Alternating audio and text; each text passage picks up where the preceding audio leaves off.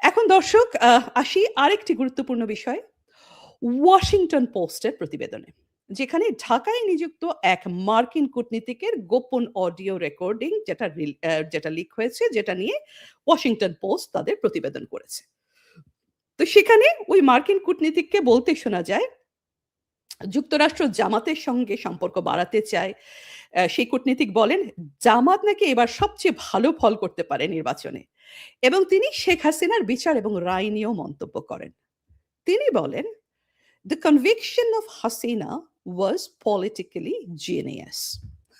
তিনি আরো বলেন, ট্রাইব্যুনাল পুরোপুরি ফ্রি অ্যান্ড ফেয়ার ছিল না, তবে she is guilty and they proved it within their mandate, which is impressive.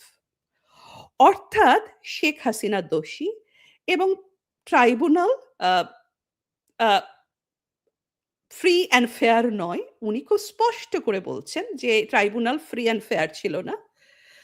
কিন্তু তারপরেও আ তার যে দণ্ড হয়েছে সেটা নাকি উনার মতে ইমপ্রেসিভ। এখন দর্শক, এই কূটনীতিকের কথাগুলো থেকে কিন্তু আমেরিকা এবং ইউনূস সরকারের প্ল্যানটি খুব স্পষ্ট হয়। তারা স্পষ্ট বলছে বিচার, দেখুন দর্শক, তারা স্পষ্ট বলছে যে শেখ হাসিনার বিচার ফ্রি অ্যান্ড ফেয়ার হয়নি। তারপরেও তাদের কাছে এটা পলিটিক্যালি জিনিয়াস। কেন? Why? কারণ তারা জামাতকে ক্ষমতায় আনতে চায় এবং সেই পথে একমাত্র বাধা হচ্ছে শেখ হাসিনা। কারণ তারা সেন্ট মার্টিন সহ রাখাইন করিডোর স্থাপন করে এবং বন্দরগুলো দখল করে তাদের পরিকল্পনা বাস্তবায়ন করতে চায়। সেই পথে একমাত্র বাধা শেখ হাসিনা। তাই তারা তার প্রহসনের বিচার করে তাকে মৃত্যুদণ্ড দিয়ে কিন্তু পথের কাঁটা সরাতে চায় দর্শক। আহ দর্শক, এমন স্পষ্টভাবে ষড়যন্ত্রের কথা প্রকাশ পেতে কি আপনারা আর কখনো দেখেছেন? বাংলাদেশের ইতিহাসে অনেকবার ষড়যন্ত্র হয়েছে। কিন্তু এটা যে এরকম ভিজিবলি এখন সামনে চলে এলো, এরকম কি আমাদের অভিজ্ঞতায় আমরা কিছু আর কিছু কখনো দেখেছি? এরপরও কি দর্শক বুঝতে কারো বাকি থাকে যে বিচারের নামে এই দেশটিতে আসলে কি হচ্ছে? দর্শক, প্রশ্ন করুন। আমেরিকা তো জামাত এনসিপি জোটকে ক্ষমতায় চায়। কিন্তু প্রশ্ন হলো কেন? কারণ তারা এদের সাথে মিলেই কিন্তু একটা meticulous ডিজাইনের পার্ট হয়ে শেখ হাসিনাকে সরিয়েছে। কিন্তু তার চাইতেও গুরুত্বপূর্ণ প্রশ্ন হলো, আমেরিকা জামাতকে চায় কেন? জামাত তাদেরকে কি দেবে বলে ওয়াদা করেছে? মানে তারা জামাতের জন্য যে এত কিছু করছে, কেন করছে? What is the deal? Jamaat তাদেরকে কি দেবে? নিশ্চয়ই, নিশ্চয়ই সেন্ট মার্টিন সহ রাখাইন করিডোর দেবে এবং বন্দর দেবে, তাই না?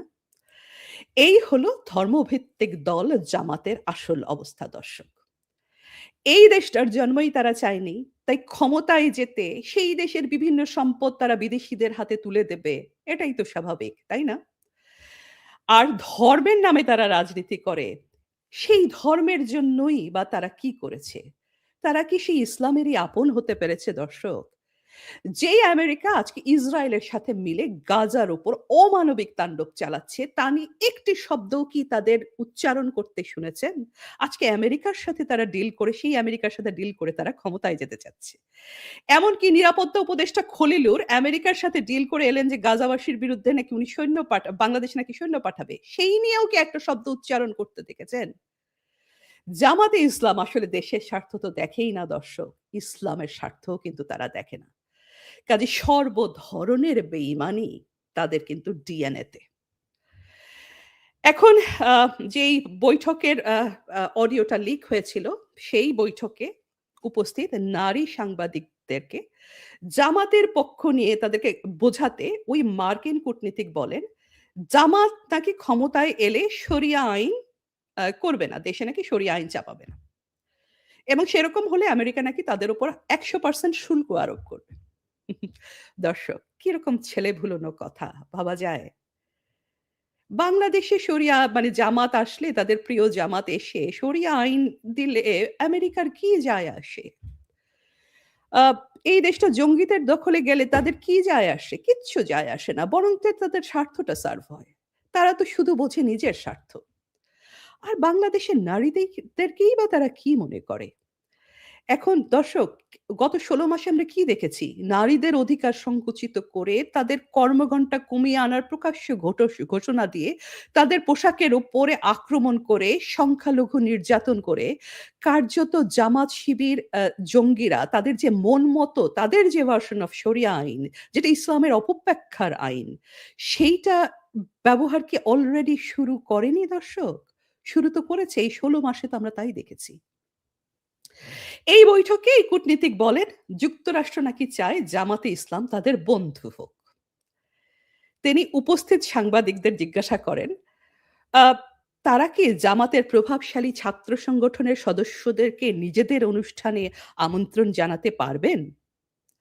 এখন চিন্তা করুন, একটি দেশের স্বাধীন নির্বাচন ব্যবস্থায় একটা দেশের গণমাধ্যমের উপরে কি রকম নগ্ন হস্তক্ষেপ। তিনি বলে দিচ্ছেন, তাদেরকে কনভিন্স করার চেষ্টা করছেন, মানে প্রকারান্তরে তাদেরকে তিনি ফোর্স করছেন, তাদের উপর চাপ সৃষ্টি করছেন, যাতে তারা এই এনসিপি, জামাতের এই জঙ্গিদেরকে যেন তারা তাদের নিজেদের অনুষ্ঠানে ডেকে এক ধরনের তাদেরকে এক ধরনের বৈধতা দেয়, এক ধরনের যেন তাদেরকে তাদের পক্ষে যেন একটা জনসমর্থনের সুযোগ দেয়। এই কারণেই দর্শক, ইউনূস তার এই জুলাই সনদ বাস্তবায়ন এবং গণভোট নিয়ে এতই উদগ্রীব। উনি উদগ্রীব তার কারণ উনি এটা করতে চাচ্ছেন যেন উনি দেশের সংবিধান বদলাতে পারেন, যেন তিনি প্রেসিডেন্ট হতে পারেন, যেন তিনি এমন একটা রাষ্ট্র কাঠামো তৈরি করতে পারেন যেখানে জামাত এবং এনসিপি মিলে ক্ষমতা দখল করতে পারে এবং তাদের ইচ্ছে মতো রাষ্ট্রটাকে চালাতে পারে। উনি এমন একটি রাষ্ট্র তৈরি করতে চান যেখানে আইন নয়, মব চালাবে দেশ, যেখানে দেশের সম্পদ অবাধে তুলে দেওয়া হবে বিদেশিদের হাতে, যেখানে নারীদের অধিকার থাকবে না, যেখানে সংখ্যালঘুদের নিরাপত্তা থাকবে না। আমরা যা দেখছি তা হলো দর্শক, আসলে meticulous ডিজাইন ফেজ 2।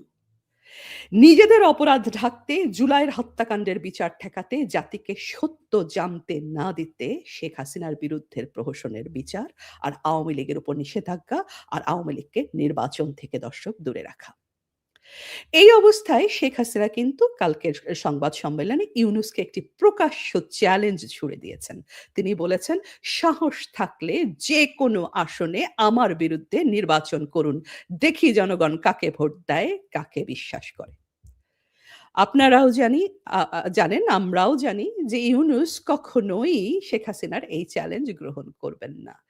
কারণ কাপুরুষতা তার রন্ধ্রে, রন্ধ্রে। তাহলে দর্শক, প্রশ্ন হলো, এই দেশটিকে বাঁচাবে কে? তিনিই বাঁচাবেন, যিনি এতদিন দেশটাকে বাঁচিয়ে রেখেছিলেন।